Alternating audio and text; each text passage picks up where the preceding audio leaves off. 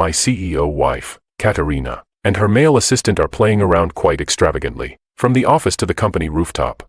From the car to the outdoors.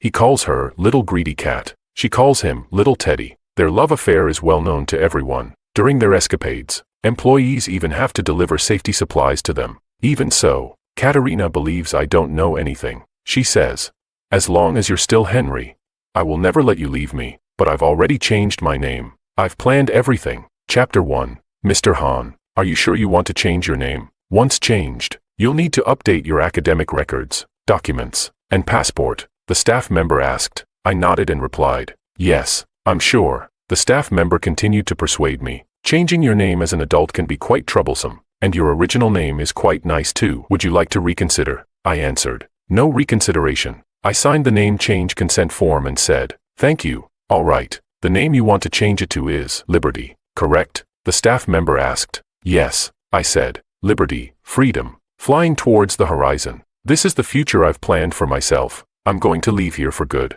I asked, "Can I now go and change the name on my passport?" The staff member replied, "Yes. Here is your name change receipt. You can take this to the window downstairs to update your passport." I quickly completed the passport update, but nothing else. My degree certificate, household registration, nothing was changed. Anyway, I'll be leaving with my new passport in a week. My old identity will stay behind forever, and I don't need it anymore. With my new passport in hand, I walked out of the service hall, facing the landmark building of H City. On the large screen of the building, there was an interview with Katerina, the CEO of Penguin Group. The host, keen-eyed, noticed her small gestures and laughingly asked, "Mrs. Ma, I've noticed you keep stroking your ring, but it seems like just a simple silver ring. Is there something special about it?" Katerina smiled gently, raised her hand for him to see, and said, "This is my wedding ring." The host replied, "Ah, sorry, I thought with your success, your wedding ring would surely be a diamond, and a large one at that." Katerina said,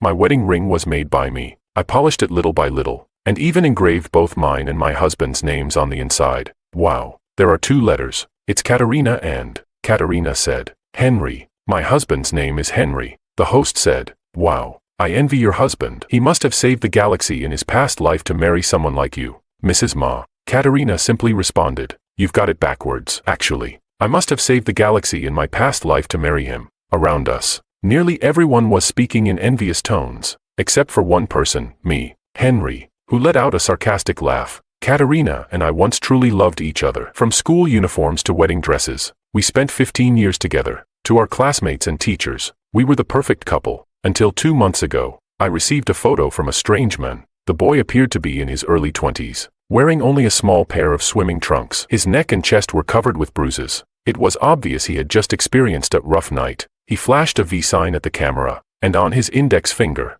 there was a silver ring. Later, I met that boy in Katerina's office. His name was Oberon, freshly graduated from college at 21, and he was Katerina's new personal assistant. At that moment, my mind was a bit foggy. I really wanted to rush into Katerina's office and ask, "Does the term personal assistant include night shifts?" But in the end, I gave up. The bruises on Oberon's body in that photo already spoke for themselves. I left the scene amidst a chorus of admiration and envy, then turned and went to a jewelry shop. When I took off the ring from my left ring finger, it felt like a sharp pain shot through my heart. The staff asked, "Sir, what kind of jewelry would you like us to make?" I replied, "This ring, please melt it down," he said.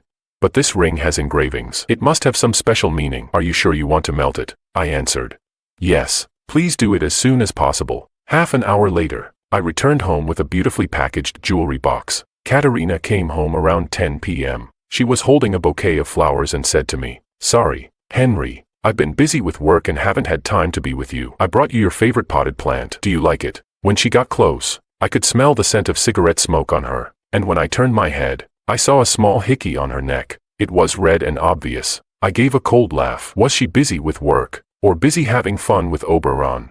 She asked, "Why aren't you saying anything?" I pushed her away and said, "I'm just a bit tired." She said, "Then let's go rest." I pushed her away again and said, "You're tired too. Go take a shower and rest early." Katerina reached out to hold my hand, but then she noticed something. She asked, "Henry, where's your wedding ring?" Chapter 2, I responded.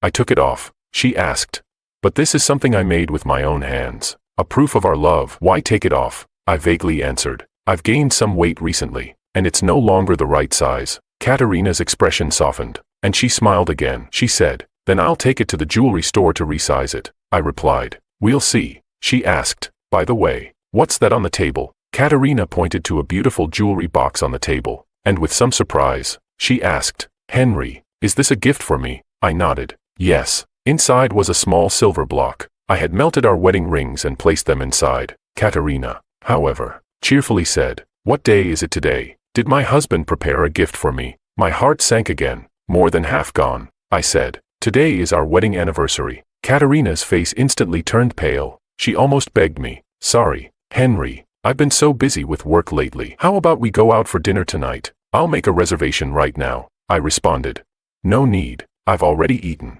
She said, "Then how about we go out for a night walk, a stroll by the river? I'm tired. I want to sleep." Katerina, attempting to please me, wrapped her arms around my waist from behind and said, "Come on, Henry. It's been so long since we walked together. I've felt like you've been a little distant lately. If this keeps up, I'll start thinking my Henry has lost interest." Had I lost interest?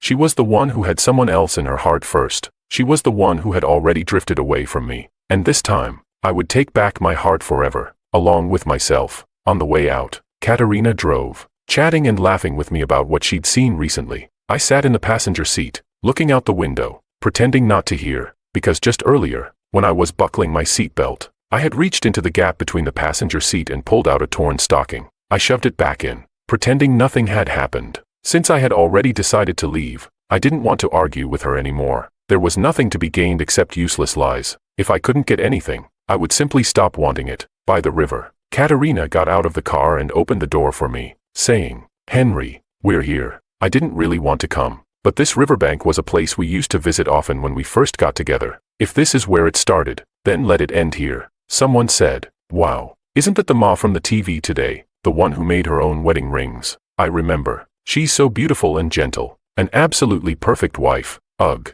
they're so sweet. Just then, Katerina's phone rang. She looked at me apologetically and said, "Sorry, Henry, it's work. Let me take this call. I'll be right back." I responded. "Go ahead," she said.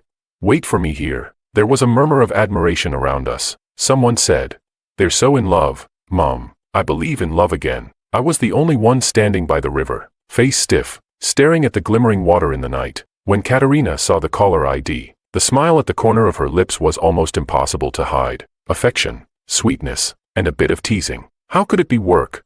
But I couldn't be bothered to expose her. It was a bit cold by the river, so I went back to the car to wait. On the car screen, Katerina's social media account was still logged in, connected to her phone. The chat history was still scrolling by. The person on the other end was called Little Greedy Cat Oberon. Katerina wrote, "Miss me?" Little Greedy Cat replied, "It's a bit lonely at night without you." Katerina responded, "Little Greedy Cat, how many times is this not enough?"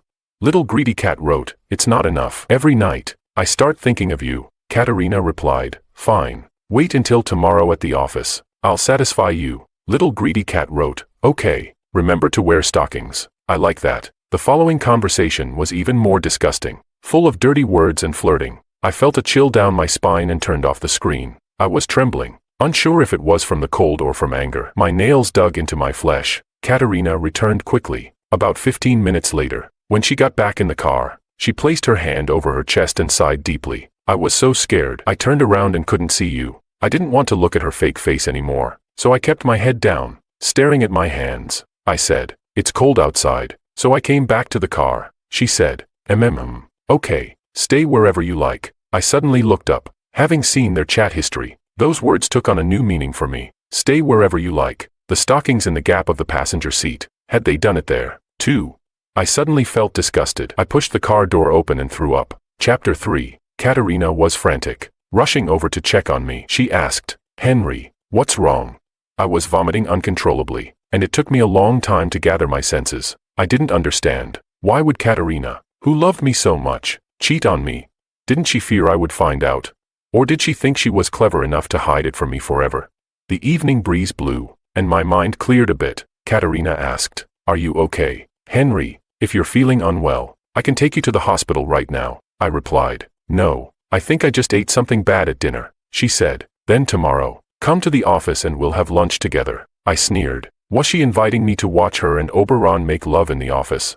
Suddenly, I had the urge to play a prank, so I said, "Sure, I'll come with you to the office tomorrow morning, accompany you at work, and we'll have lunch together, then we'll go home together at night." Katerina didn't expect me to agree. Her expression became hesitant, and she said, "But I've been really busy lately. I might not be able to stay with you the whole time. You do your work. I'll wait for you in your office." "Okay then." Back at home, Katerina offered to draw a bath for me. She went into the bathroom but strangely closed the door behind her. I went downstairs, sat back in the car, and started the engine. The screen immediately displayed the latest chat log. Katerina had written, "The situation has changed. We can't meet at the office tomorrow." Little Greedy Cat replied, "I'm a bit disappointed." "Katerina, don't be disappointed, little pervert. Tomorrow we'll do it on the rooftop. Even more exciting." Little Greedy Cat replied, "Yay." When I returned to the bedroom, Katerina had just come out of the bathroom. She said, "Henry, the bath water's ready. You should soak for a bit." I replied,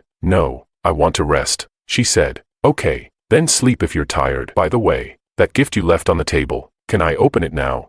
I replied, "Open it in a week." She asked, "Why wait a week? I want to see what gift our Henry has prepared for me." I thought, because in a week, I'll be gone forever, but I didn't say that. Instead, I said, because in a week, this gift will have meaning. Katerina kissed me lightly on the lips and said, "Okay, I'll listen to you." The next morning, Katerina's phone started ringing around 6. She pressed the button to decline, then turned to hold me, saying, "Let's ignore them and sleep for a bit more." But the phone kept ringing insistently. Katerina frowned and said irritably, "It's not even working hours. Why are they rushing me this early? This useless group of executives needs to be fired soon." She turned off the phone again. When it rang the third time, Katerina angrily got out of bed. "Honey, you sleep for a little longer. I'll go check what urgent matters they have for me," I murmured. I turned over, my back facing her. Katerina left the bedroom with the phone. But soon, I saw her figure outside the front door. There was a delivery man in yellow standing outside, handing her a package. Katerina took it, but when she came back, her hands were empty. I asked her, "Is there something serious going on at the company?"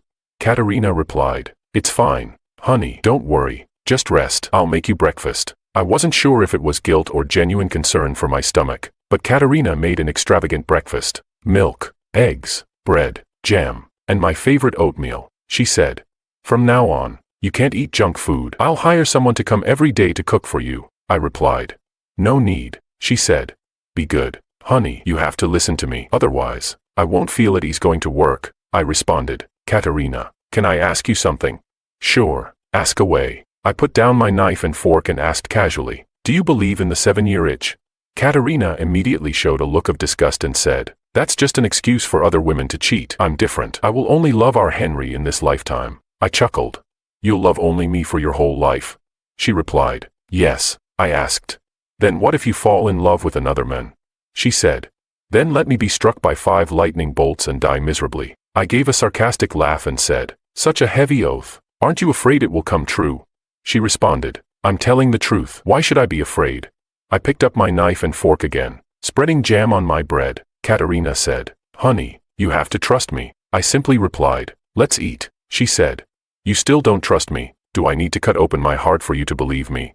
I answered, "There are still people waiting for you at the company. Don't be late." Katerina finally relaxed, sitting across from me and saying, "Let them wait longer. A bunch of useless people. I'll fire them soon enough." I asked, "Fire him? Would you really do that?"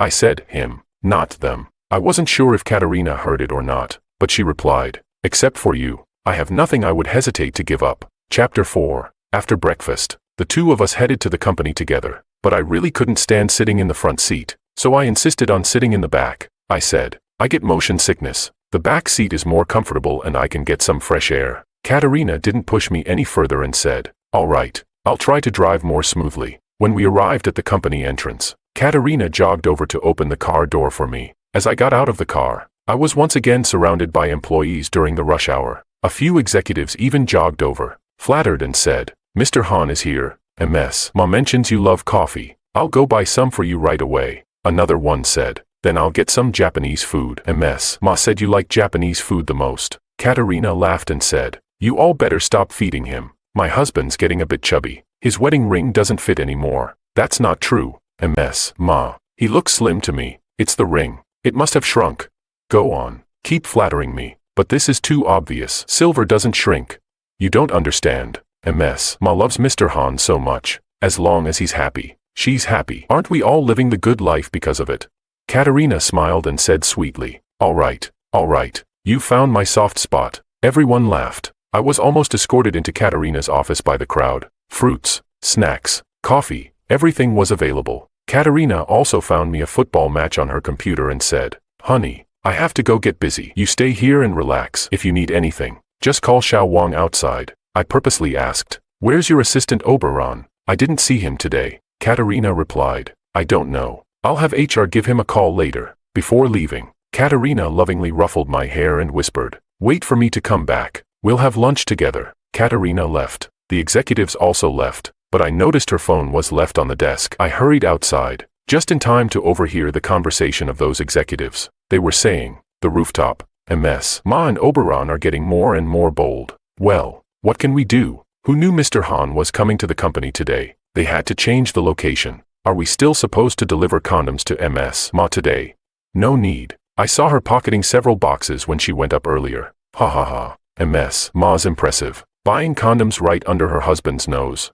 Just call a courier. It's so convenient now. They can buy anything. I suddenly understood. The persistent phone calls this morning were from the courier. She had placed an order early in the morning for the courier to buy condoms, apparently preparing for the rooftop meeting today. They continued chatting. I wonder if a few boxes will be enough. Last time, Ma and Oberon spent a whole day and night in the car, and the next day at work, Ma was walking funny. If they run out, just send more. As subordinates, we have to serve our boss well. Weren't you just saying we should serve Mr. Han well?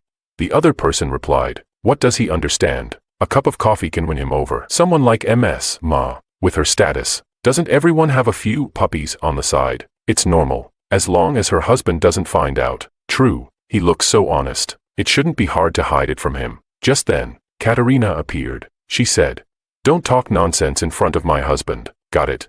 The executives nodded repeatedly. Got it, Ma. We understand. One of them asked, Ma, why did you bring Mr. Han today? You and Oberon still have to hide on the rooftop, and we have to be so careful with what we say around him. Katerina glared at him and said, Henry is my husband. If he wants to come, he can come. No need for you to comment on it. Yes.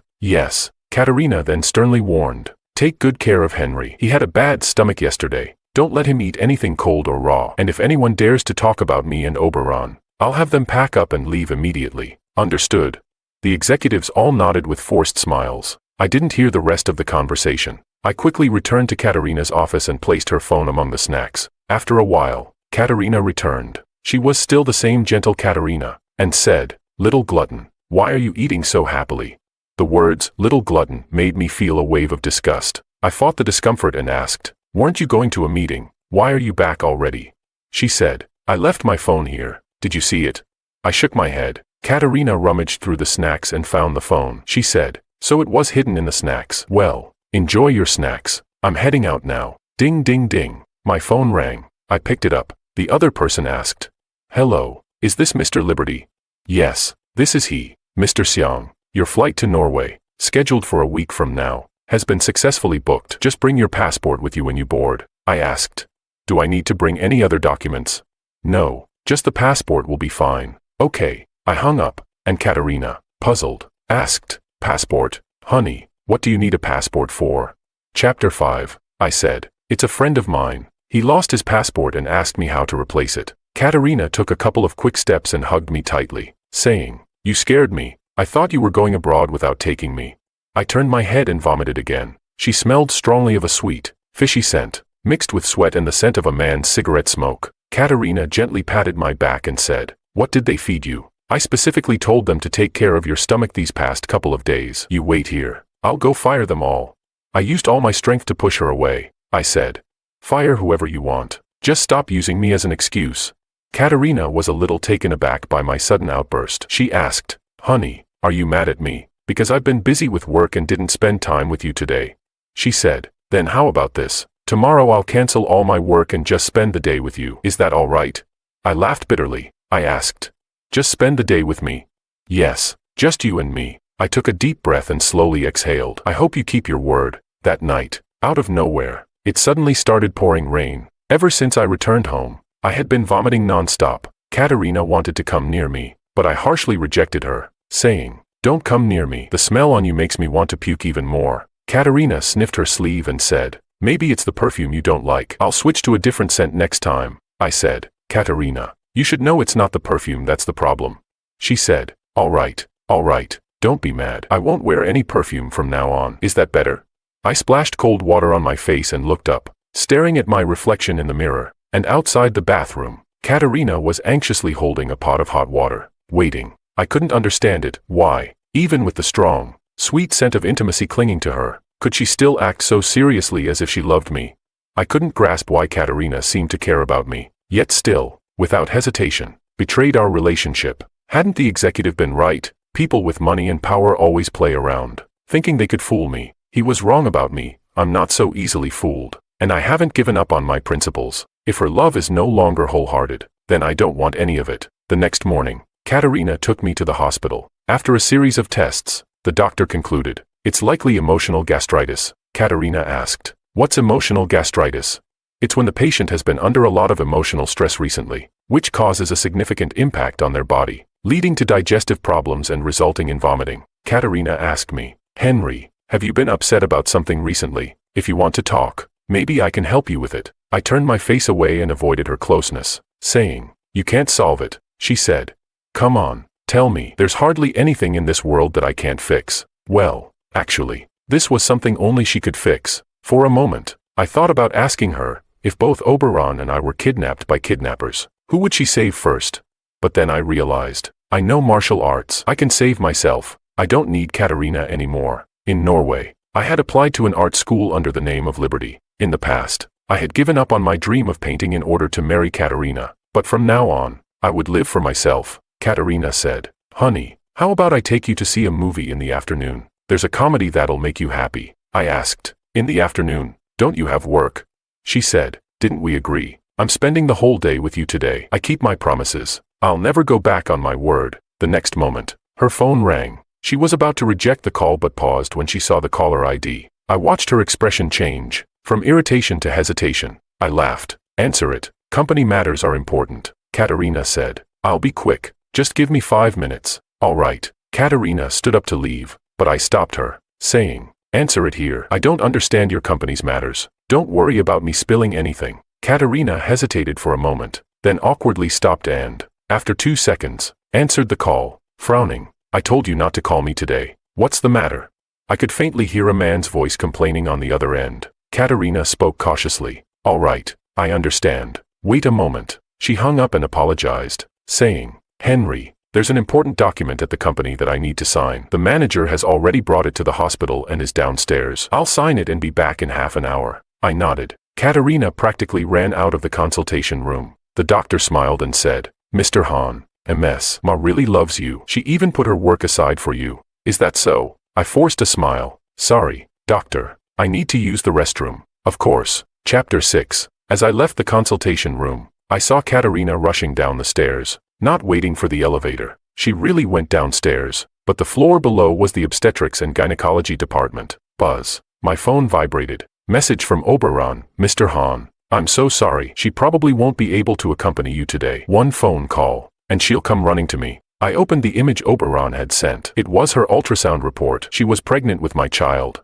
I zoomed in and finally made out the first line on the report. Embryo at 8 weeks. Signs of a threatened miscarriage. Oberon taunted, "We spent the whole day on the rooftop yesterday, trying all kinds of positions. I guess we went too rough, and the baby's showing signs of a threatened miscarriage. Well, it's her fault." She said she was bored with the usual routine at home, but when she's with me, she wants something more exciting. Oberon continued, "I'm concerned about her health. I've asked her to come down for a checkup. After all, compared to gastritis, the baby's more important, don't you think?"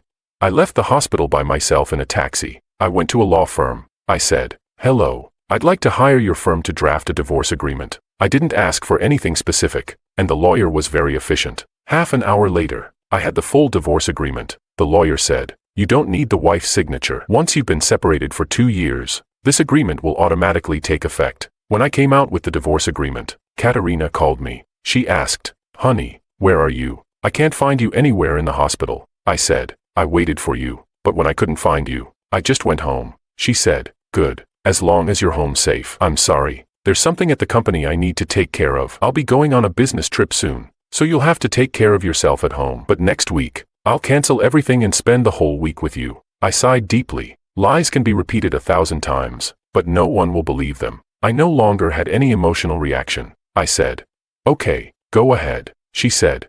"Our Henry is so thoughtful. I love you." I asked, "Love me? Katerina, do you just like men who play games? Am I too boring for you?" Katerina froze for a moment and said, "Of course not. I like you just the way you are." I asked, "Katerina, would you fall in love with another man?" "Of course not," I said. "If you change your heart, I'll leave you forever." Katerina chuckled and said, "Go ahead and run. I can lock down the airports and train stations. As long as you're still called Henry, I'll never let you leave me." I smiled and thought, "But on my passport, I don't go by Henry anymore. I go by Liberty." I emphasized once again, "I'm serious. I have ways to leave you and make sure you can never find me." Katerina kept laughing, like she was teasing a dog. She said, "All right, run if you can. I'll give you 3 days, and then I'll come find you." I told you, as long as you're still called Henry, I can find you anywhere. You won't be able to escape me. Escape? I laughed. Let's see if she's right. Chapter 7. There are 3 days left before my flight. Oberon sent me a picture of Katerina at a barbecue on the beach. He wrote, "To celebrate the closeness of our love, we're vacationing in the Maldives." I didn't reply. He had just gathered a few close friends for a final gathering. After all, it might be the last time they meet. I enjoyed the gathering. 2 days before the flight, Oberon sent another picture of Katerina reading a book. The book was titled The Baby's Early Education Guide. Oberon wrote, "New moms are really focused on their baby's education. She's already researching early childhood education." I still didn't reply. I went to the bank, exchanged all the money in my account for euros, in cash, and canceled all my bank cards. 1 day before the flight. This time, Oberon sent a video. The video showed a beautiful, romantic firework display over the sea. Oberon wrote, "She rented out the entire island, and bought out all the fireworks in the Maldives, just for my birthday." So today was Oberon's birthday, with a birthday and a pregnancy. For them, it must be double the joy. After watching, I only smiled faintly. Then I called a local charity. I said, "Hello, I have a batch of clothes I'd like to donate to impoverished mountain regions." Soon, a representative from the charity organization arrived in a car. During the days Katerina was away, I had already packed everything up. 5 large bags of clothes and shoes. I donated them all, not leaving a single item behind. My ID, household registration, diploma, and other documents that belonged to me, along with all my daily belongings in the house, I took straight to the crematorium, gave the staff a sum of money, and asked them to burn everything. Standing in the house I had lived in for 5 years, I felt a little unfamiliar. The house had been cleaned out thoroughly. There wasn't a trace of me left. I only had a backpack with me. Inside, there was just my passport. If there were any old belongings left, it was my phone. I called a taxi with my phone and headed to the airport. The driver stopped at the terminal entrance, and just as I was about to pay for the ride, I received a call from Katerina. She said, "Henry, I'm back from my business trip. I'll come pick you up and we can go out to eat." She was back, and Oberon was with her. I sat in the car and witnessed them both walking out of the terminal. Oberon was pushing a luggage cart, with 2 suitcases, one blue and one pink, obviously matching couple luggage. Katerina was clinging to his arm, leaning against his shoulder, looking every bit like a loving married couple. On the phone, I asked, "Was the business trip tiring?" She replied, "It's all right, not too tiring. By the way, I remember you said I could open the gift you gave me today, right?" "Yes," she said. "I'm really excited. I've been guessing what you might get me all week. For our anniversary, it must be something meaningful, right?"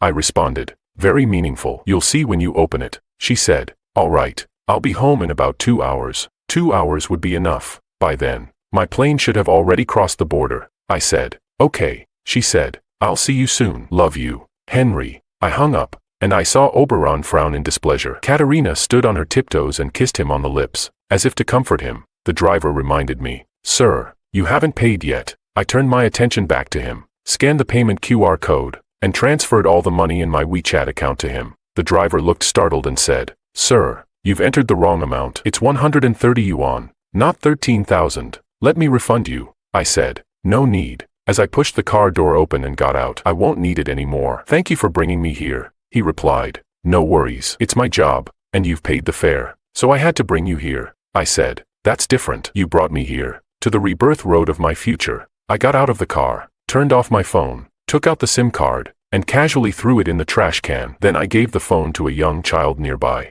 The child happily said, "Thank you, big brother." I smiled and patted her on the head, saying, "You're welcome." The child's mother felt awkward and said, "Such an expensive item, we can't accept it." I asked, "Are you going abroad?" "Yes, we're going to Africa to find her father." I smiled and said, "Then take it. You might need it in Africa." She said, "All right, thank you." I waved goodbye to them.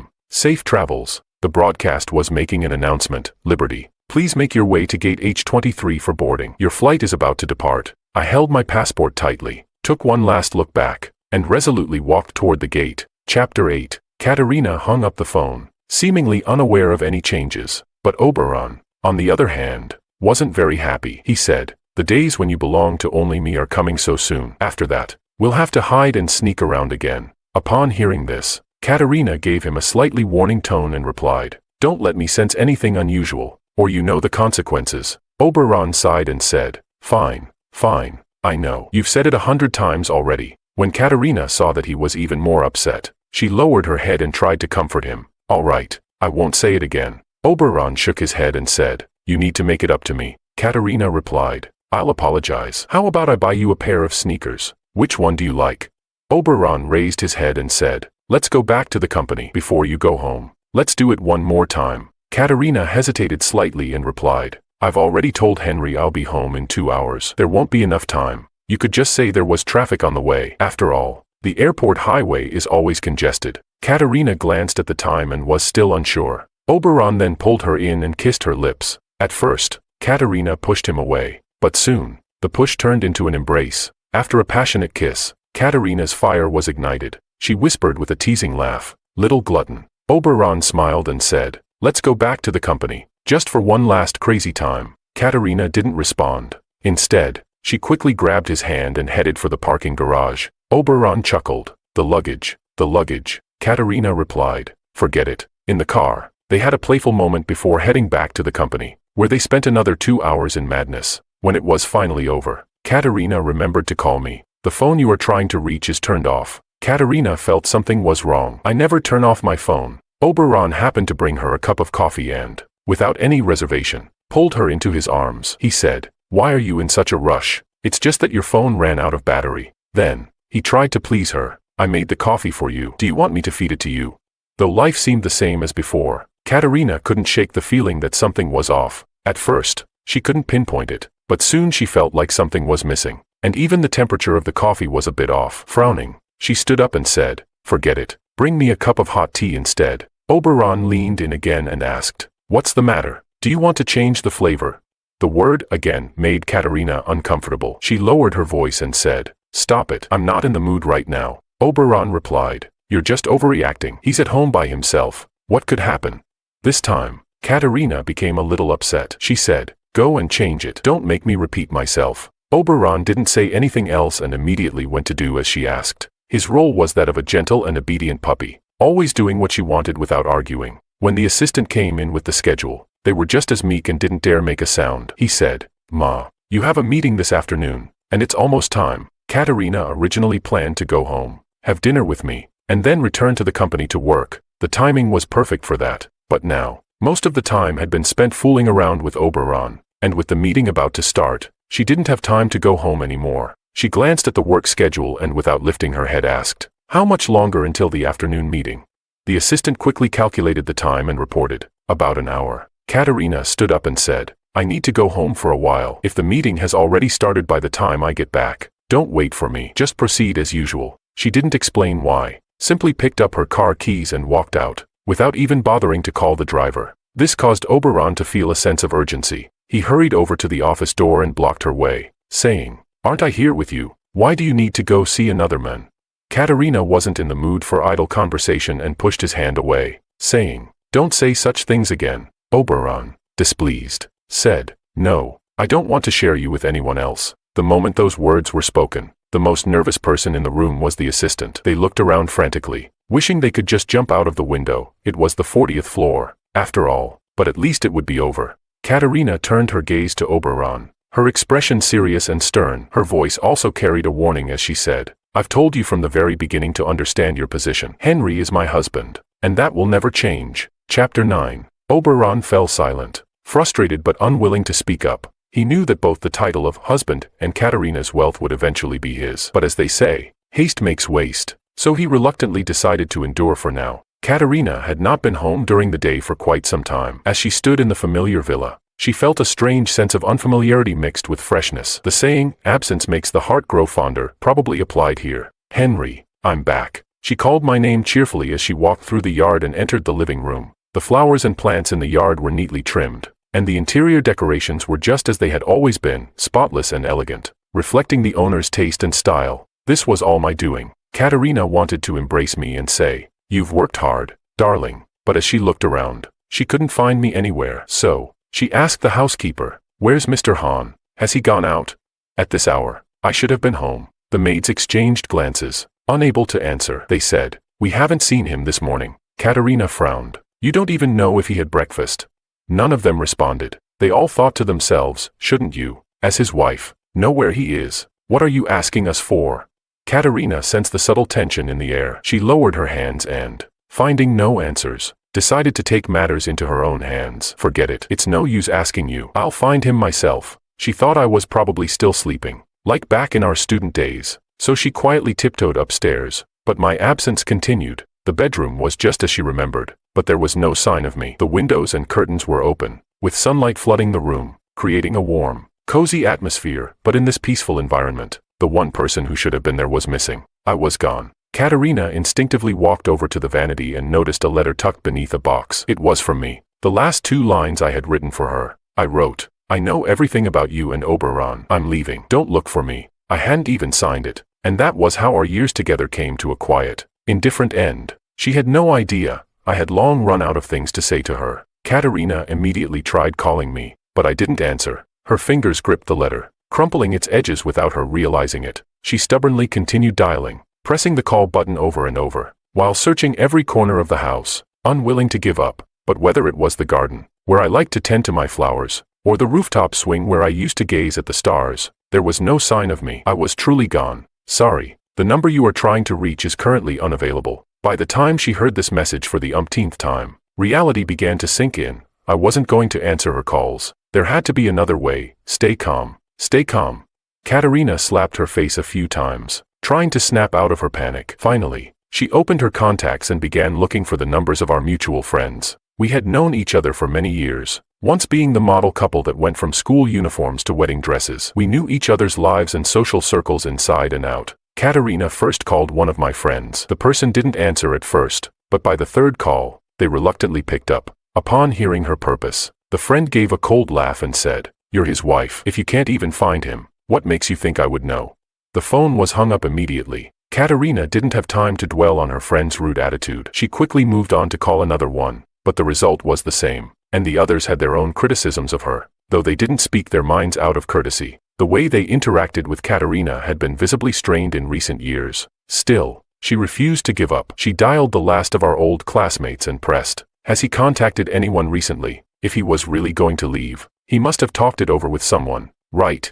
Her old classmate seemed to think it was a joke and replied, "You're his closest person, his pillow partner. If you didn't notice any signs, what makes you think anyone else would know? Maybe you should think about the arguments you've had recently." Katerina fell silent. It had been a long time since they had sat down and talked properly. If they still had arguments, maybe I would never have gone so far as to leave. She hung up the call with the last friend and felt a growing sense of panic. The bedroom, like every other room in the house, remained the same, but all of my things were gone. Chapter 10. The more Katerina thought about it, the more anxious she became. She feared I had acted on impulse and might be staying in a hotel, only to realize he was missing something important. Worse, she feared I had forgotten something vital in the rush of traveling or had no money to spend. And so she impulsively logged into her bank account to send me money. She didn't even bother to check how much she had transferred. Just knowing that she had typed in a few zeros, genuinely worried that I might face difficulties while away. What she didn't know was that I had never needed her financial support. It didn't take long for a call from the bank's customer service. "Miss Ma, the transfer you attempted has failed." Katerina, already on the verge of breaking down, lost all semblance of her usual composure. She asked immediately, "Was there a problem with the transfer limits or the number of transactions?" "I can prove that it was me making the request. I can provide the verification code and signature. I need to send money to my husband." She didn't even remember the last time she had personally transferred money to me. It felt like it had been ages. Ever since her wealth and rising social status, she had become detached from many of the mundane details of daily life. Our wedding anniversary had been handled by an event planning company. The gifts were purchased by assistants, and even household expenses were automatically deducted on their own. These were small matters, but together, they formed a pile that, in the end, could break the camel's back. It dawned on Katerina, far too late, that without meaning to, she and I had drifted so far apart. The regret hit her hard, and her desire to make amends grew stronger. But the bank representative informed her, "Miss Ma, there is no issue on your end, but the account to which you are trying to transfer funds no longer exists." "Why?" the representative explained. "That card was cancelled yesterday." "Yesterday?" Katerina repeated her question in disbelief, and after receiving confirmation from the representative, she hung up the phone, exhausted. She put her hand to her face and let out a sob. If only she had called me even once these past few days, she would have noticed something was wrong, but she hadn't. Now, it was too late. An hour passed quickly, but Katerina was no longer focused on work. She spent her time frantically searching through my social media accounts, hoping to find some trace of me. Perhaps, she thought, I had shared something online under an alias. Katerina didn't use social media much, but she remembered my account name. No matter which platform I used, I always called myself Big Orange. She first opened WeChat and found that our chat history had long since stopped, frozen on a past day. As for my account, it had been deactivated. Where my profile picture once was, there was now only a gray default avatar. It felt like a punch to her chest. She moved on to search for Big Orange on other platforms, but the result was the same. Either the user no longer existed, or the account had clearly been taken over by someone else. She spent hours scrolling, searching tirelessly. Eventually, she found only a few scattered posts where people had shared my messages. The Big Orange ID had completely disappeared. Katerina, unwilling to give up, called the platform's customer service. She provided them with my personal details, demanding, "I've read your platform's rules. A deactivated account can be reactivated within 7 days. I need to recover his data." The customer service representative refused, saying, "I'm sorry, but the account can only be reactivated by the account holder themselves." Katerina argued, "I'm his wife. Can't I reactivate it on his behalf?" "I'm sorry, ma'am," came the polite reply. Frustrated, Katerina said, "Fine, I'll file a complaint and you'll be hearing from the court. Don't think I don't know you have access to this information. It can't be that hard to restore the account data." The representative responded calmly, "Feel free to do so." They were used to dealing with difficult customers and were unshaken by her threats. Knowing that any legal process would take time and effort, Katerina, seeing that her threats had no effect, felt a sudden wave of defeat. She hung up the phone and quickly reached out to a contact at the platform. Asking for help in a more measured tone, she said, "I understand your policy, but my husband is missing. Before he disappeared, he took nothing with him, not even his social media accounts or bank card. If you can't help me recover his data, I'll truly have no leads left. Please, I'm begging you." Chapter 11. Katerina rarely humbled herself, but for me, she had no choice but to do so. Luckily, after confirming that her husband was indeed missing, the platform's representative relented and agreed to help her. She was finally able to access my social media account. My profile picture was a painting I had done, conveying a quiet, serene vibe that perfectly matched the sense of calm my username and the account itself gave off. I wasn't a very talkative person, but unexpectedly, I had documented our life online over the years. I was one of the first users of the social platform, and my earliest post came soon after we had started dating. The first entry read simply, "We're together," accompanied by a smiley face emoji. The emoticons from back then seemed outdated now, but Katerina smiled softly at the memory, feeling the sweetness from when we had first fallen in love. I used to enjoy sharing snippets of my life on that account, my sketches in my spare time, gifts Katerina had given me during our relationship, wedding photos, and photos of the garden we had carefully cultivated together after marriage. Katerina scrolled through it all, feeling her heart soften with every post, as if a piece of it was crumbling away. But as she continued to reminisce, she noticed that I hadn't posted any new pictures or shared anything for a long time. The most recent post was from half a year ago, a photo of the starry sky taken while sitting on the rooftop swing. What had happened during that time? She tried to recall, and then it clicked. This was around the time when she had started her affair with Oberon. She had thought she was being discreet, but it turned out there had been signs all along, little details that had betrayed her. A wave of intense regret hit Katerina. With trembling hands, she clicked on the last text post I had made. It was sent late last night,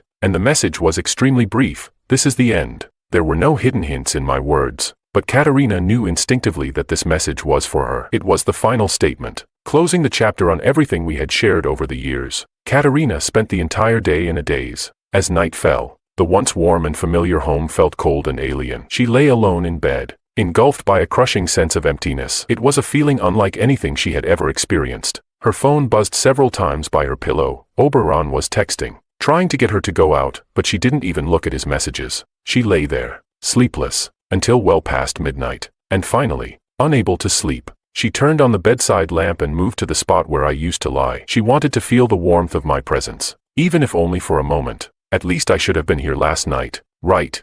She thought to herself, trying to recall the last time we had shared a bed, but the emptiness in her chest felt colder than the sheets around her. The silk bedding was smooth to the touch, but it took much longer to warm up compared to the cotton sheets we had once shared. Many years ago, when we were newly graduated and didn't have the means for such luxury, we would cuddle together for warmth every night before sleep. Now, she missed me desperately. Her heart ached as if someone was squeezing it tight. Just then, the alarm clock rang sharply at midnight, pulling her out of her reverie. Katerina couldn't lie there any longer. She suddenly remembered the small box I had left for her, the one with the beautiful jewelry inside. She quickly walked to the vanity and grabbed it. The box was small, fitting comfortably in the palm of her hand. But when she opened it, instead of a fine piece of jewelry, she found a small, oddly shaped silver block. At first, Katerina didn't understand. Why had I given her this? Her hand instinctively moved to the silver wedding band on her left ring finger, the ring she had painstakingly made for me herself. And then, it hit her like a bolt of lightning. The small silver block, it was my wedding ring. I had melted down our wedding bands. The grief was overwhelming. She finally understood the truth. This wasn't a case of me running away in anger or acting out. I was never coming back. Katerina was too distraught to even care about her upcoming birthday. In the middle of the night, she drove straight to the police station, breathless and frantic. I need to file a report. My husband is missing. He might have harmed himself. She gasped. I was an adult, free to come and go as I pleased. She had to come up with a convincing reason for them to investigate. Otherwise, they would dismiss her claim. The police took her report seriously and agreed to assist in the search. They accompanied her until the first light of dawn, but found nothing. A male officer asked Katerina, "Have you and your husband had any recent conflicts?" Katerina hesitated before answering. "No, our relationship has always been good." The officer, experienced and perceptive, immediately sensed she was hiding something. He warned her, "If you truly want to find your husband, you need to tell us everything. Otherwise, we can't help you." Katerina, blushing deeply, finally confessed, I've been seeing someone else. I think he found out about it." Chapter 12. This should have been proof of her charm, but in that moment, Katerina belatedly realized how humiliating her actions had been, especially considering that it was for this reason that I had left her. The male officer asked bluntly, "So your husband left because you cheated on him?" Katerina remained silent, her face contorting with guilt as she nodded. Luckily, a sudden phone call saved her from further questioning. Hoping it was me reaching out, she quickly answered. It was a man introducing himself as a lawyer from a law firm. He said, "May I speak with Ms. Katerina Ma? I'm the attorney hired by Mr. Han, and he wishes to meet with you. Are you available?" "Of course, I'll be there right away." Katerina didn't even attempt to explain herself to the police. She quickly fabricated an excuse about having other matters to attend to and rushed out of the station. Her mind was focused solely on meeting the lawyer and convincing me to come back. She sped through countless red lights, ignoring the angry shouts of pedestrians. But she didn't care. That was until the lawyer handed her a divorce agreement. Katerina didn't immediately notice the document. She looked around the office, anxiety clearly visible on her face. "Where's Henry? Isn't he willing to see me? Tell him to come out. I have something to say to him." The lawyer calmly responded, "I'm afraid I can't do that. Mr. Han is not here. He has fully entrusted our firm to handle the divorce proceedings. If you have any objections, you may tell me directly." He lifted the divorce agreement slightly, and only then did she notice it. Her face instantly went pale as she took the document from him. She barely glanced at it before tearing it into pieces, flinging the scraps around the office as she gritted her teeth and spat out, "I will never divorce him." Her eyes reddened as she insisted, "I made a mistake, but who doesn't? I know I was wrong, and as long as he doesn't like the people I've been with, I'll avoid them. This should be enough, right?" She still naively believed that I, who had always loved her so much, would be moved to come back if we could just talk again. The lawyer smiled faintly and reminded her, "Ms. Ma, now that you acknowledge your mistake, you must also be aware that divorce doesn't only happen through mutual agreement. There's also divorce by court judgment. Mr. Han said that if you disagree, he will instruct me to file for a lawsuit." Katerina, her voice shaking, asked, "He didn't even try to tell me this in person." She stared at the lawyer, trying to detect any sign of deception. The lawyer remained polite. smiling slightly as he replied. Mr. Han said he didn't want to see you. Anything he needed to say has been left in the letter. Katerina let out a bitter laugh. That's what he calls a letter. He only left me 2 sentences. Well, I'm not signing it. I've already torn up the divorce agreement, and I want to see him in person. Her heart ached so badly it felt as if something important had been ripped from her chest. The lawyer had expected this reaction. When she had calmed down a little, he opened his folder and retrieved another divorce agreement, saying, Mr. Han anticipated you would tear up the first one. That's why he asked us to prepare 2 copies. Katerina's fury exploded. She snatched the paper and was about to tear it up again. The lawyer smiled politely and said, MS, Ma. Feel free to tear as many as you want. The original has been reviewed by Mr. Han himself. We can print more if needed, at no extra charge. Of course. Katerina, drained of all energy, found herself immediately deflated. She switched tactics in an instant, her voice softening as she pleaded. I'm sorry, I was wrong before. Can you at least tell me where he is? The lawyer's demeanor remained unchanged. Sorry, MS, Ma. I don't know. His implication was clear. He had no intention of letting her see me, even for a final time. Katerina's tone became more polite, almost pleading as she said, How about this? If you tell me Henry's whereabouts, I'll pay you 1,000. No, 50 million. The lawyer remained unfazed. MS, Ma. I cannot disclose information that Mr. Han does not wish to share. This is just a case. 50 million would be enough for you to open your own firm, or even retire comfortably without needing partners. This is a very lucrative deal. Katerina attempted to bribe him, but the lawyer remained firm. MS, Ma. Of course, I'd love to become rich overnight, but I'd rather earn that money through the firm. Besides, I genuinely don't know where Mr. Han is. After he entrusted everything to us, he only contacted me by phone. Katerina held onto her last shred of hope. Give me the phone number he's using now. I'll pay.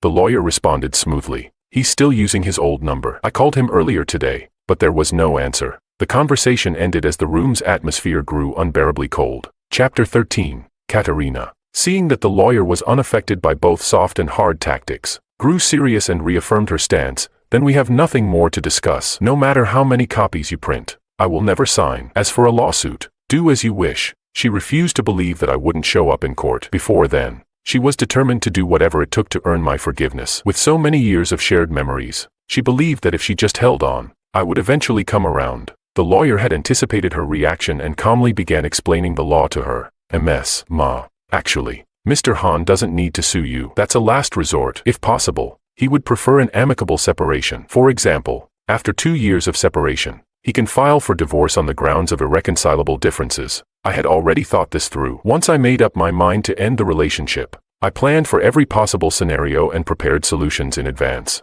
Katerina was stunned. That's impossible. He wouldn't be so heartless. We loved each other so much. Is he really going to deny me over one mistake? She conveniently forgot about everything she had done over the past months, including her neglect of me. The lawyer wasn't concerned about her feelings. He simply reiterated the facts. MS, Ma. Your personal opinion doesn't change the law. If you think it's unfair, you can always sue the law itself. Katerina, stubborn as ever, insisted. So, if I find Henry during this time and make up with him, that will solve everything. The lawyer smiled but said nothing, knowing full well her efforts were futile. Just as Katerina was at an impasse with the lawyer, her phone rang. It was the police. MS, Ma. Based on the information you gave us, we've pinpointed the last location of Mr. Han's phone signal. Can you come here? I'll be there right away. The divorce issue was temporarily forgotten. Katerina had never heard of the location the police mentioned. She quickly plugged the address into her GPS and sped off. When she arrived, she was met with a barren plot of land, surrounded by trash, with no buildings in sight, except for a few half-finished ones. The police were searching the area. This sight deeply wounded Katerina. Her mind raced, conjuring images from countless crime dramas, and she almost fainted from the shock. One of the passing officers helped her. MS, Ma. Calm down. Barely holding herself together, Katerina asked in a shaky voice, Where is he? Have you found him? She feared the worst, thinking I had taken my own life, and in that moment, regret overwhelmed her. Had she known things would end like this, she wouldn't have called the police, claiming I was in danger. But I wasn't in danger, I had just left. Katerina's voice cracked. It's all my fault. He didn't disappear. He just doesn't want to deal with me anymore. It's my fault, she rambled, clearly in a state of shock. The officer who had been helping her, still perplexed by her words, handed her a bag and said, MS, Ma. We didn't find Mr. Han's phone, but we found a SIM card. Could you check if it's his? It was then that Katerina snapped back to reality. Is it just the SIM card? Where's the phone? The officer shook his head. We've searched the area, but there's no sign of the phone. Emotionally drained, Katerina took the SIM card from the evidence bag. She inserted it into her phone and tried turning it on. Curious, she wondered what I had felt when I left her, and whether there was any part of me still holding on. The screen remained black, clearly out of battery. Katerina felt her resolve nearly snap, but she kept herself together long enough to ask the police, "Could I borrow a charger? I'll charge it in my car and return it right away." The officer didn't question her further. After checking with his colleagues, he borrowed a portable charger and handed it to her. "See if this works. The SIM card has been exposed to water for a while." The wasteland was overgrown with weeds, and even though it was late autumn, dew still clung to the plants. Katerina refused to accept the possibility of my phone being ruined. She prayed quietly as she charged the phone, and, perhaps because her prayers were sincere, the screen flickered to life. The first thing she noticed were the missed calls, almost all from her. Then came a flood of unread messages from Oberon. She had always believed there was no connection between the two of us, but here it was. Oberon's tone in the messages was completely different from how he acted in front of her. Chapter 14. The messages read, "Henry, you know Katerina well. She's sentimental and can't let go. As long as you're willing, she can follow you forever. But I think it's best we clear the air. Love doesn't have a ranking, but I think if she had met me first, you two would now be no more than old classmates. Men should know how to have fun in relationships. Being too honest just makes you boring to women. Youth may not be everything, but Katerina has high needs in that area, and I'm at the age to satisfy her better than you can. Ding ding ding. This is the necklace Katerina made for me and gave to me herself. Henry, you must understand. We truly love each other. If you agree, I'll leave the house to you as part of our breakup settlement, because Katerina will give me a new one." There were many more messages like this, short, crude, and brimming with a familiar scent of tea. Oberon couldn't stop mentioning my name, and constantly referenced his age in relation to Katerina, as if it were some sort of justification. Katerina's face grew colder with each word, and her heart sank as she scrolled up. What she discovered made her blood run cold. Oberon hadn't just sent messages. He had sent pictures, photos of Katerina with gifts he had demanded, screenshots of her money transfers, 520, 1,314 amounts, and even more intimate photos of her sleeping with him beside her. Katerina's stomach churned. She felt disgusted beyond words. The officer who had lent her the charger saw the messages too. A sneer formed on his lips as he looked at her with growing disdain. It was clear to him that Katerina was not just holding on to the hope of reconciliation with me, she was trying to build a new life with someone else. Only Katerina seemed to believe that hiding it from me was proof of her love. She was trembling now, unable to even recognize herself in these images of betrayal. She took a deep breath and handed the portable charger back to the officer, her face empty of emotion. "I want to go home. Please continue searching for Henry." She couldn't bear to call me her husband in front of anyone anymore. On the drive back, she called Oberon. Her voice was colder than it had ever been. "Where are you? Come to my place. There's something we need to discuss in person." Oberon was overjoyed. "When?"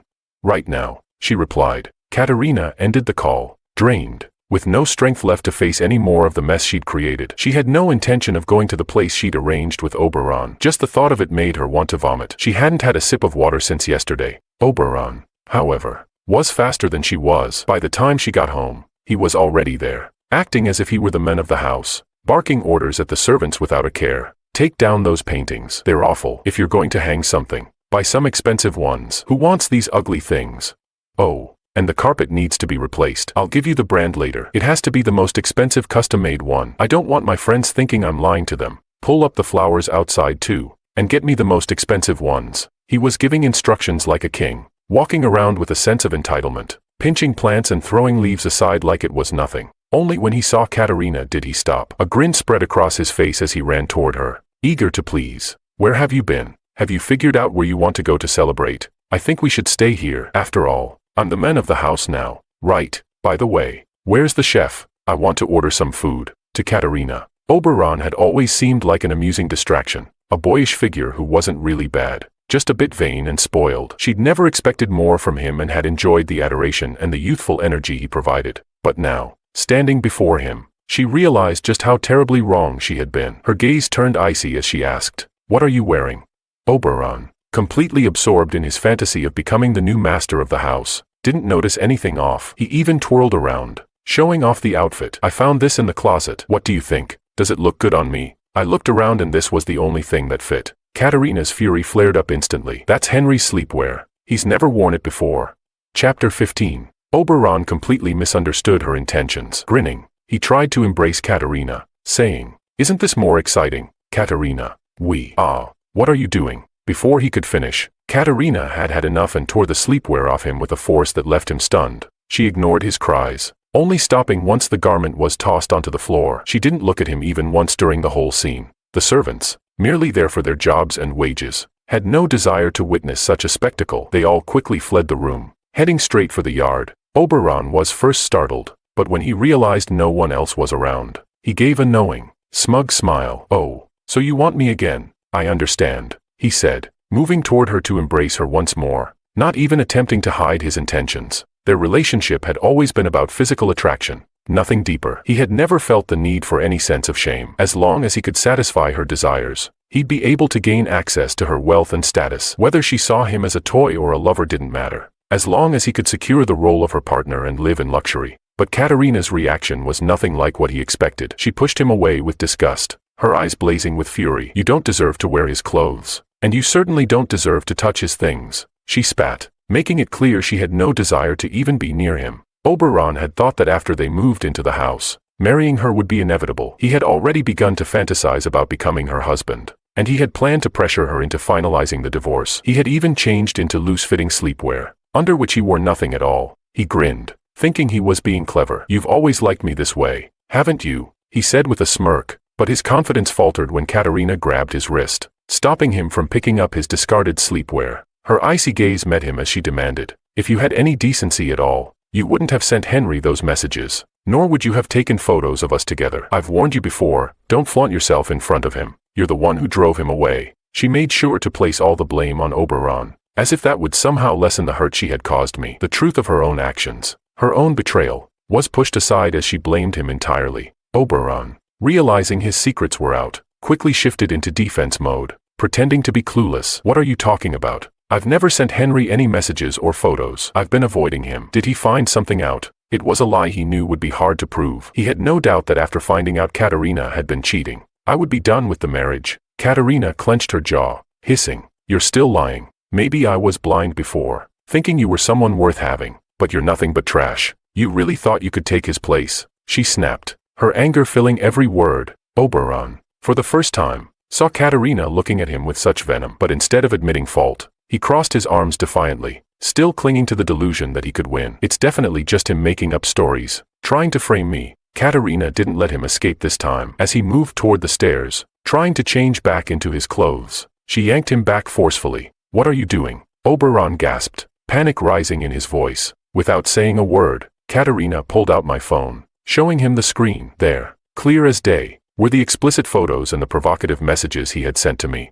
Oberon's face went pale when he saw what she had, and he muttered, "Wasn't he supposed to talk to you about the divorce directly?" As soon as the words left his mouth, he realized his slip-up. He scrambled to cover it up, saying, "I didn't mean to lie. I was just trying to protect you. If I didn't love you, I wouldn't have risked everything." Katerina cut him off with a laugh tinged with bitterness. "Is it really love? Or is it my identity and the Ma family's money you're after? You know the answer better than anyone." She regretted everything now, the decision to push me away for someone like him. Her anger was too much to bear, and she let it all out. Oberon was still clinging to his fantasies, unwilling to let go of what he thought he had earned. He grasped her sleeve desperately, pleading, "Don't you see? I'm sincere. You know I've always been sincere," he continued, trying to justify his actions. "Do you really think Henry loved you? A man who loves you would get jealous, but he never cared. I was just trying to help you see the truth. That's why I sent those photos." "Shut up," Katerina interrupted him, her voice cold and final. She was done with his excuses, done with the lies, and most of all,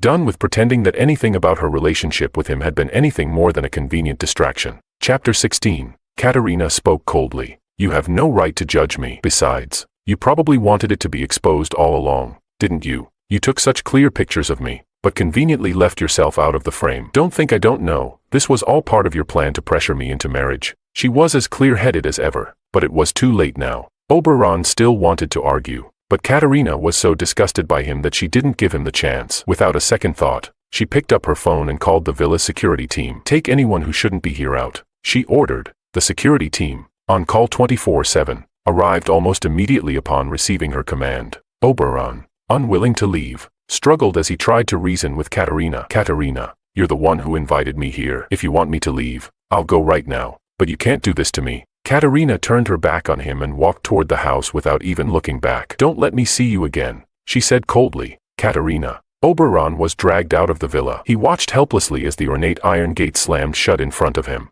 feeling as though his dreams of marrying into a rich family were slipping away. Desperate, he started shouting in a near-tearful voice, "Katerina, even without me, he'll divorce you sooner or later. This isn't my fault." He and Katerina shared an unspoken understanding on that point. Neither of them wanted to take responsibility. It wasn't until he heard people on the street whispering about him that he realized the full extent of his humiliation. What's with this guy? It's freezing cold, and he's running around with no shirt on. What is wrong with young people these days? It's disgraceful. Didn't you hear him? He said he's the reason for their divorce. Looks like he got kicked out after a fight with the wife. Wow. He looks so proper, but look at what he's doing. How shameless. Why not get a proper job? Why go around being a sugar baby? The crowd had gathered to gossip, taking photos and videos, not caring whether their footage would end up getting blocked on short video platforms. Oberon had always hoped for a quick rise to fame, but now he couldn't afford to have his reputation ruined. He covered his face with his hands, shouting towards the gate, "Katerina, Mrs. Ma, I'll leave right now, but at least give me a piece of clothing."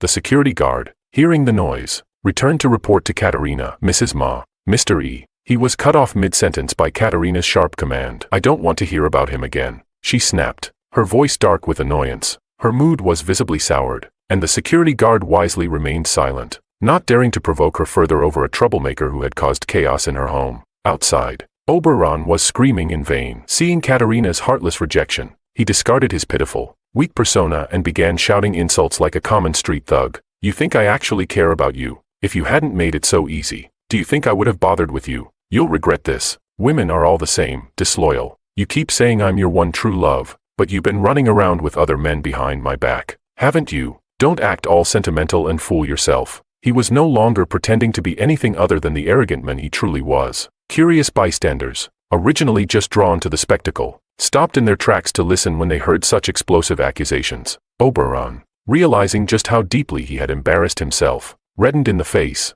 then, furious and humiliated, shouted, "What are you looking at? I'll call the police." It was a weekday, so the only people passing by were either retirees or neighbors checking out the commotion. His usual intimidation tactics didn't work on them. Some of the bystanders, eager to get their say, responded immediately. "You think we want to see this? You're out here playing the sugar baby, ruining someone's marriage, and now you're getting kicked out like this. Just go home already. Why stay here making a fool of yourself? Yeah, no self-respect at all. People should at least have some dignity. If he had any shame, he wouldn't be out here making a spectacle of himself like this." Shame. It was nothing but a useless concept to Oberon. This was the second time in a single day that he had been publicly humiliated like this, and he was seething with anger. He tried to lash out at the people mocking him. "Who says I'm a sugar baby? Who?" One of the passers-by responded with a laugh. "If you're not a sugar baby, then what are you? If she cared about you, would she let you walk around naked like this? Just a plaything. You really think you're something more? The houses around here are worth a lot of money. Guess you didn't get the money you hoped for. Huh? You're just losing everything." These last few words cut deep, and Oberon's face turned an ashen gray. He had no more bravado left in him. He walked away in defeat, as the jeering voices of the crowd echoed in his ears, feeling like his dreams of grandeur had been shattered for good. Chapter 17. A man who had recently divorced his unfaithful wife, filled with rage and resentment, stepped in front of Oberon and shouted, "What's wrong with you? You're young, why not do something decent instead of playing the homewrecker? TSK, sugar baby." Oberon, unwilling to back down, retorted, "Look at you, old man. You're too much of a failure to even be a sugar baby yourself. Are you calling me one because you got cuckolded by your wife, and now you're bitter about it?" The man was furious. "I'd rather be a failure than be thrown out onto the streets, half naked like you. You're the real disgrace." The man reached out angrily to grab him. The situation quickly spiraled into chaos. The old man lived nearby and quickly gathered a group of neighbors to scold Oberon as a shameless sugar baby. The onlookers who had been watching the drama now got even more excited, calling their friends over to join in the spectacle. Within moments, a crowd had gathered, watching the scene unfold. Inside the villa, Katerina heard the commotion, but she didn't even flinch. She was completely absorbed in her own world, unwilling to leave her sanctuary. No matter how much Oberon yelled or tried to argue, he couldn't outshout the crowd. Furious and humiliated, he tried to cover his face and slip away, but he was nearly molested by a lecherous older woman who reached out in the confusion. "Get off me, don't touch me," he yelled, shoving her away. Realizing that Katerina had completely turned her back on him, he shifted his attention to the other men in the crowd. desperate for any support. After all, someone who had lived off his looks and body couldn't even fathom standing on his own feet. He convinced himself that the men watching were all jealous of him. He wiped away his tears, adopting a hurt expression, and shouted, "Who will help me? I'll sleep with you, man or woman. I don't care." A few older women in the crowd, intrigued by his offer, started to remove their coats, eager to help. But just as they took a step forward, their friends grabbed them back. "Don't even think about it. You're willing to take a man like that? He's young enough to use his body as a bargaining chip. He must not care about anything. He's just trash." Exactly. Maybe he was kicked out because the woman he was with caught something from him. Is he out for revenge? "We should call the cops. This guy is trouble." The moment those words were spoken, whether out of genuine concern or just to escape the drama, the crowd scattered in all directions. Even the men who had been arguing with Oberon quickly clapped his hands, as if trying to physically rid the air of any filth. Oberon, who had often relied on his body to earn money, was now confronted with the reality that the people who had once seen him as a prize were now avoiding him like the plague. The shame hit him like a ton of bricks. The iron gates of the villa were firmly shut, showing no signs of opening. In desperation, Oberon hugged his arms around himself, panicked, and started running toward the nearest alley. Halfway down the street, a stray dog began barking and chasing him. Terrified, Oberon bolted, darting through narrow alleyways to avoid the dog's pursuit. By the time the barking had faded away, he was completely disoriented and unsure of where he was. He had lost his phone and jacket back at the villa. He couldn't even call for help, let alone figure out how to get back. The area was desolate, with only a few long-abandoned houses, unvisited even by the homeless. He shivered in fear, his voice cracking as he shouted, "Help! Is anyone there?"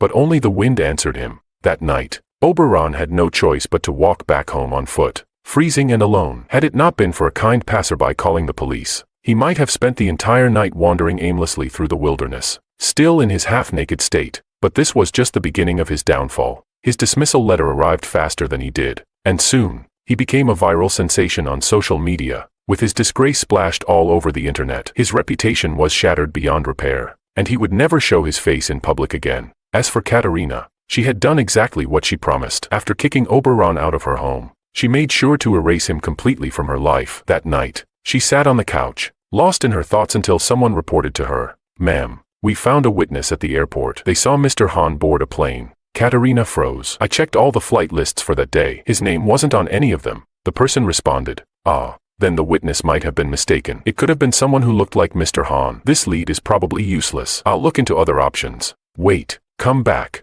Katerina interrupted. "I don't want to miss anything." "Which flight did the witness say he saw Henry board?"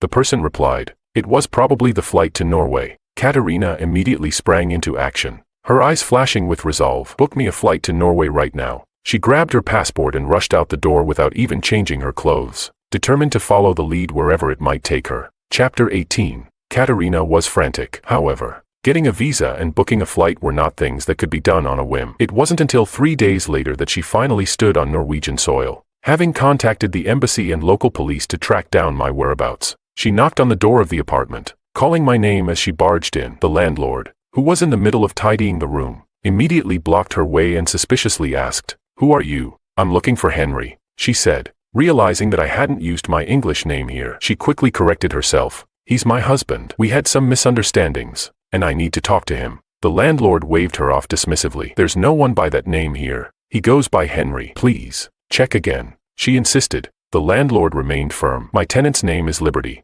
not Henry. You've got the wrong place." "Liberty." Katerina stood there in confusion. She asked again, "Are you sure? Could you be mistaken?" The landlord's patience was wearing thin. "If you don't believe me, then fine. I'm not going to argue about it." With that, she began to close the door. Katerina wasn't ready to let this lead slip away. She pulled out some money and asked, "Could you at least tell me when he moved in, or if he's had any visitors during his stay?" The landlord accepted the money but remained tight-lipped. "I can't tell you anything else." Nothing. Katerina was left empty-handed. Her spirits, which had already been low, sank even further. The despair in her voice was palpable as she realized I had vanished without a trace. She had no more leads, no more hope, and with nothing left to cling to, she returned to her country. From that day on, she stopped going to the office, locking herself away in her home. Her assistant called her to report work updates, but she immediately cut him off. "Any news on Henry?" "No, there's no news yet. We've put out missing person notices, but no leads for now." The assistant followed Katerina's instructions, but his efforts came to nothing. When he reported back, she responded with an eerie calm. "I understand," she said simply, ending the call without any further words. Over the next few days, the assistant called regularly to provide updates, but her responses grew shorter and shorter. At first, she would acknowledge and ask for further action. Later, she only muttered an indifferent in reply. The assistant began to feel uneasy. He feared that Katerina might have suffered a breakdown and was planning to isolate herself completely. He quickly contacted her parents for help. Katerina's parents, upon hearing that something was wrong with their daughter, rushed to her home. The servants were still following the routines I had set up before I left. Everything in the house was orderly, except for the absence of its owner. My mother, clearly anxious, stopped one of the servants and asked, "Where's my daughter? Why hasn't she come out?" Normally, Katerina would have greeted them warmly, but today, she hadn't even bothered to make an appearance. They had called her in advance, but she hadn't answered any of their calls. The servant pointed upstairs, her face grave. "Miss Katerina has locked herself in her bedroom. She told us not to disturb her." My mother's worry deepened. "Has she left the room at all?" The servant shook her head. "No, she hasn't." "What about meals? Did you bring her anything?" my father asked, growing more concerned. The servant hesitated, her voice tinged with frustration. "She won't eat or drink anything. We can't force her. Anyone who knocks on the door gets scolded." My father and my mother exchanged a troubled look. They now realized that something was terribly wrong. Katerina had been living in isolation. Her bedroom door wasn't locked from the inside, so they knocked for a long time, but there was no answer. Growing increasingly worried, they decided to push open the door. What they saw stunned them. The floor was covered with crumpled sheets of paper. Almost no space was left to stand. Katerina was sitting on the floor, her head down, scribbling furiously in a notebook. Despite the bright sunlight streaming in, her presence cast an eerie, oppressive shadow over the room. My father bent down to pick up a few sheets of paper. His eyes widened as he read the same phrase over and over again. "I was wrong." My mother's heart skipped a beat. She hurried over to Katerina's side, but the sight of her daughter, eyes red and trembling hands still clutching the pen, made her want to cry. The words her daughter was writing were like a cry for help. "What are you doing, Katerina?" she asked,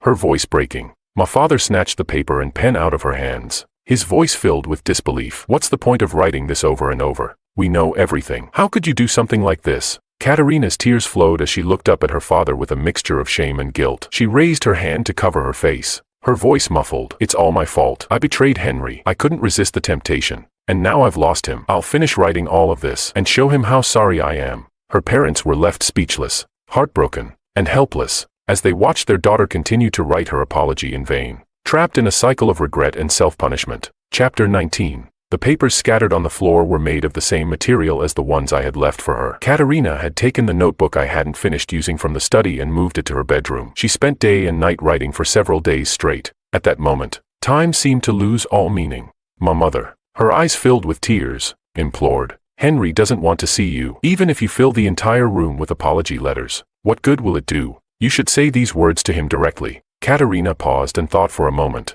acknowledging that her mother had a point, but she was already trapped in her own thoughts, unable to escape. She lifted her bloodshot eyes and insisted, "He will know. Once I finish writing all of this, he will forgive me. He will understand my sincerity." Her voice was hoarse, but there was an unusual fervor in her tone, and her eyes gleamed with an unsettling intensity. Mid-sentence, she suddenly grabbed the notebook back, her trembling hands continuing to scribble on the pages as she muttered to herself, "I was wrong. You will forgive me, won't you? Once I fill all these pages, you will come back, and you will forgive me. I'm so sorry." Katerina repeated these words endlessly. My mother, seeing her daughter descending into madness, helplessly begged, "Please, I'm begging you, stop writing and not eating or drinking. If you keep this up, you'll die." But no matter how much she pleaded, Katerina remained unmoved. She tried to take the notebook away, but her strength wasn't enough to stop her daughter. In the end, my father, unable to watch any longer, came up with an idea. He said, "You want to apologize to Henry, right? You need to let him know how you feel. There's a missing persons show running right now. You should sign up and apologize to him on camera in front of the audience." The show was gaining popularity, and with Katerina's status as a talented young woman,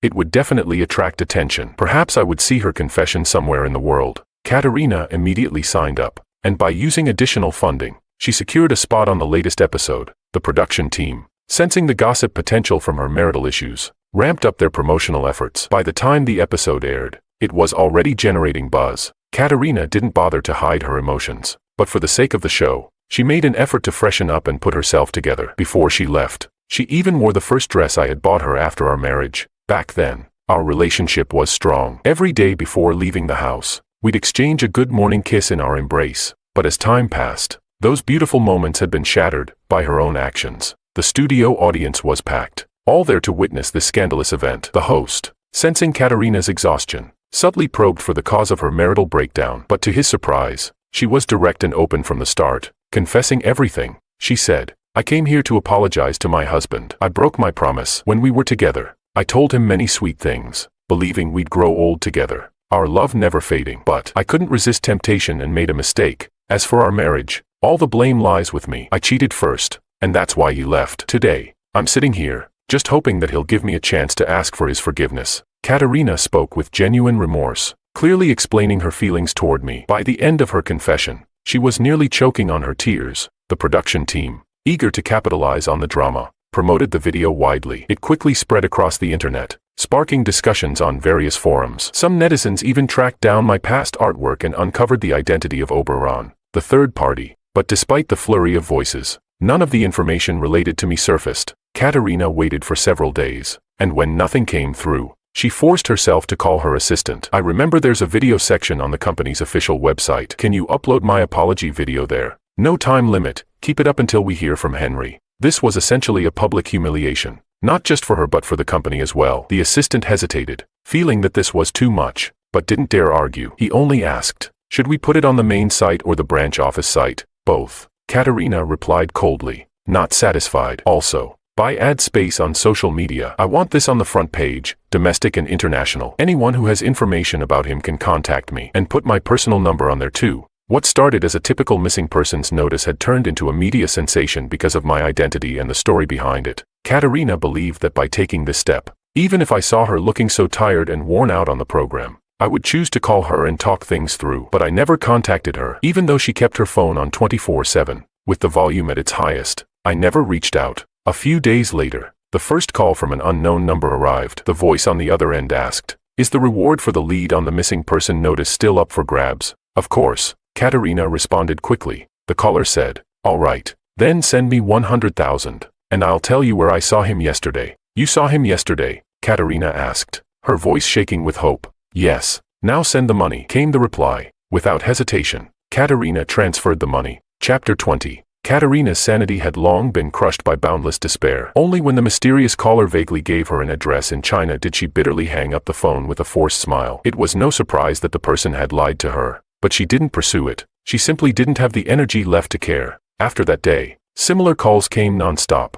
Every caller claimed they had seen me in some place, and they demanded varying amounts of money in exchange for information. Katerina knew that many of them were nothing more than scammers, but still, she sent money to each of them, desperately clinging to even the faintest hope that one of them might be telling the truth. But the so-called rewards were swallowed up by the void, not even causing a ripple. Katerina didn't care. The hope, however small, was all that kept her going. Even when some callers insisted on face-to-face meetings, she would still go, driven by the smallest shred of hope. There were also some men who reached out to her, but they were nothing more than opportunistic parasites, clearly after something else. They openly said things like, "Miss Ma, I've got a lot of guys on standby. If you're lonely, we can all keep you company." These were the men who peddled their bodies for a living. Katerina immediately dismissed them with one word: get lost. After that, even the people trying to deceive her stopped calling. Her phone lay silent all day, quieter than she was. A month passed in this way, but then, something happened at home. One afternoon, the maid, who had been knocking on Katerina's door for some time without receiving a response, grew concerned. There was no sound of her telling them not to bother her anymore. Cautiously, she pushed open the door to check. What she saw made her heart stop. Katerina was unconscious, lying on the carpet, barely breathing. It was a critical situation, and the maid immediately called an ambulance. My father and my mother, who arrived at the hospital in a state of shock, looked far older than they had just a month ago. They anxiously waited outside the emergency room, appearing as though they might collapse any moment. But the doctor brought more bad news. The patient's fainting was caused by dehydration and malnutrition. Moreover, she miscarried. This is a case of severe mental illness, and if she doesn't get treatment soon, there's a high chance she may even attempt suicide. My mother fainted on the spot upon hearing this. My father, though on the brink of collapse himself, had to force himself to sign the necessary paperwork and pay for the treatment. Only after they had stabilized could he record a new video at Katerina's hospital bedside. In the video, he appeared frail and tearful, pleading with me, hoping that I would return and save Katerina's life, for the sake of the past. On the other side of the world, I knew nothing of this. I had resolved to sever all ties with the past, and that included not getting involved in anything related to Katerina or the company. In the forests of Norway, There was a small wooden cabin. During the cold winter months, the town's residents mostly stayed home, enjoying the snow and resting. I, too, followed the local custom and chose to do the same. I set up my easel by the window and painted the snowy landscape outside. From time to time, I sipped the hot coffee I'd ground myself, while a newly adopted kitten curled up at my feet. The kitten, very affectionate and eager for attention, would meow and jump onto my lap, demanding to be petted. Just then, there was a knock at the door. I had no choice but to pick up the kitten and go open the door. It was Lisa, the landlord, who had come to visit. I stepped aside to let her in. This little one insisted on cuddling, so I had to bring him along. It's no problem. He's so adorable, Lisa said, shaking a bag she was carrying. I baked some cookies and wanted to share them with you. Thank you. I smiled and poured her a cup of coffee. In this small town with its simple folk, the winter life was a bit dull, and visiting neighbors was a common pastime. In just a month, Lisa and I had become quite good friends. During our conversation, Lisa mentioned something that caught my attention. She said, "Liberty, I saw a video on social media. It's an apology video from a woman, and she posted a missing persons notice with a photo that looks a lot like you, along with her contact information. I was curious if you've seen it." The woman in the video looked more and more like me, but Lisa, remembering that I rarely use social media since coming here, was worried there might be more to the story. So, she phrased her question gently. I laughed. Really? What a coincidence. But my appearance is quite common where I'm from, so it's not surprising if someone else looks like me. This was my way of denying it. Lisa looked at my distinctly foreign face and immediately understood my meaning. But, rather than confronting me directly, she simply changed the subject. It's not just the woman. Her parents also posted a video saying that she's been going through a really tough time. She lost the child, and she's in very bad shape. They said she might die soon. Chapter 21. I have to admit, Katerina's performance in the video was quite compelling. Even someone who doesn't understand the language could feel her despair through her expressions and the subtitles. I said, "No, that's not going to happen." I was holding the kitten in my arms, my eyelashes lowered as I spoke. Everyone is an independent individual. No one is meant to live depending on someone else. If she's going to give up on herself over this, then there's nothing I can do. I can't sacrifice others to fulfill her. My decision was final. Even if Katerina herself stood in front of me, crying and begging, I would never turn back. Lisa smiled and said, "That's good. Don't worry. You're safe here. The snowstorm in the forest is so heavy that the roads to the nearby city are temporarily blocked. Even if someone mistakenly thinks you're the woman in the video, they won't be able to contact her and cause any confusion." A warm feeling rose in my chest as I tasted a freshly baked cookie with a red rim around my eyes. I said, "Thank you. These cookies are really delicious." Time flowed like water, and before long, it was the night before Christmas. A big day for the town's residents. Many young people working in other cities would make the effort to come back and reunite with their families. I was alone in the cabin, but I had bought some fresh flowers and hung up a recently completed painting on the wall, trying to prepare for the holiday spirit. Lisa, being thoughtful, invited me over. "By the way, Liberty, my sister Anna is coming home tonight. It'll just be the two of us, and it'll be a bit lonely. Would you like to come over and spend Christmas with us?"